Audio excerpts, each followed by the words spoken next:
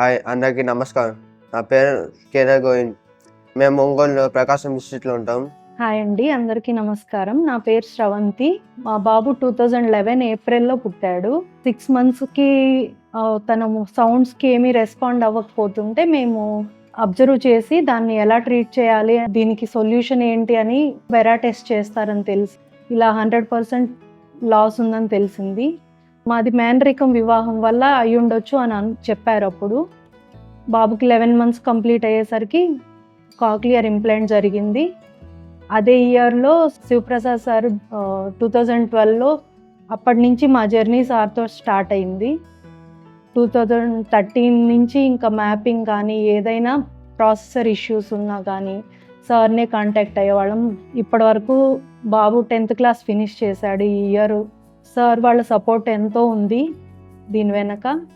ఎంత ఎర్లీగా గుర్తిస్తే అంత మంచిగా ఉంటుంది. ఇయరింగ్ లాస్ పిల్లలకి నార్మల్ పీపుల్తో కలిసిపోతాడు. మా బాబుకి ఏజ్ డిఫరెన్స్ కూడా లేదు. ఇంకా మిగతా పిల్లలతో పోలిస్తే కొన్ని మంత్స్ తక్కువే ఉంది ఏజ్ 10th క్లాస్కి.